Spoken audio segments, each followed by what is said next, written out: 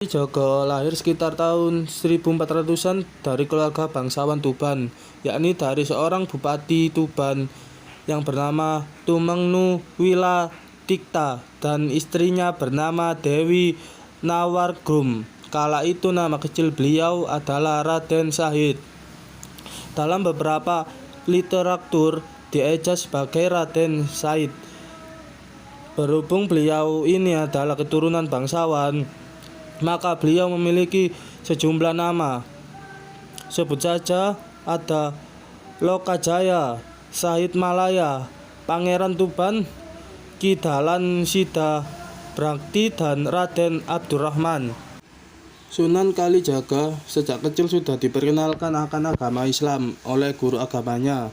Tujuannya adalah sebagai nilai-nilai dasar Islam dari Al-Quran dan hadis Rasulullah SAW dapat menjadi pedoman hidup beragama yang baik bagi beliau.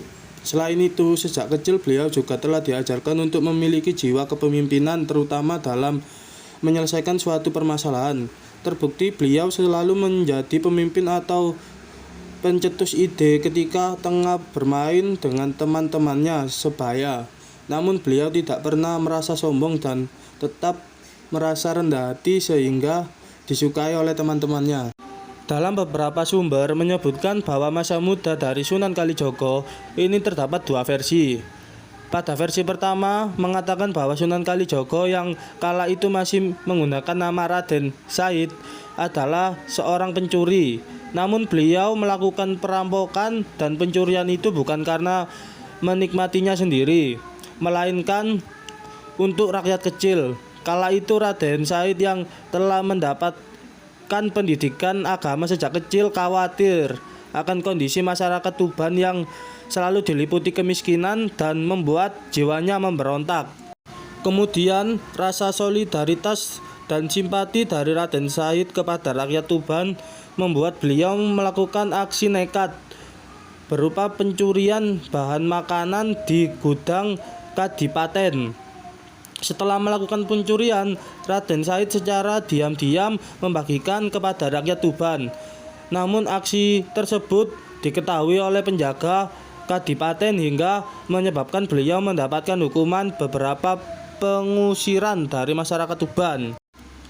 Setelah pengusiran tersebut, Raden Syahid mengembara tanpa tujuan yang pasti, tetapi tetap dengan misi yang sama, yakni merampok dan mencuri demi kepentingan rakyat kecil.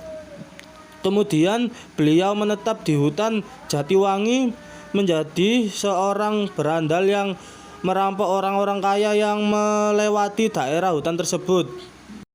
Sementara dalam versi kedua mengungkapkan bahwa sejak kecil Raden Syahid adalah sesosok yang nakal dan tumbuh menjadi seorang yang sadis. Beliau bahkan dikatakan pernah membunuh seorang dan mendapatkan julukan berandal Lokaya. Singkat cerita, kenakalan Raden Syahid berhenti setelah bertemu dengan Sunan Bonang dan bertobat. Berdasarkan serat Lokaya, kala itu Raden Syahid tengah bersembunyi di hutan sambil mengintai calon mangsa yang lewat. Kebetulan saat itu terdapat orang tua yang menggunakan pakaian serba gemerlap, yang tak lain adalah Sunan Bonang. Lantas Raden Syahid langsung mendekat dan merampas harta dari Sunan Bonang. Tetapi Sunan Bonang telah mengetahui niat tersebut dan mengeluarkan kesaktiannya dengan menjelma menjadi 4 wujud. Melihat hal itu, Raden Syahid merasa ketakutan dan melarikan diri. Namun, kemampuan dirinya pergi selalu berhasil dihadang oleh Sunan Bonang. Hingga pada keadaan terpojok, Raden Syahid merasa ketakutan dan bertaubat kepada Yang Maha Kuasa. Setelah peristiwa tersebut, Raden Syahid diangkat menjadi murid dari Sunan Bonang dengan syarat bahwa Raden Syahid harus menunggu Sunan Bonang di pinggir sungai sambil menjaga tongkat miliknya.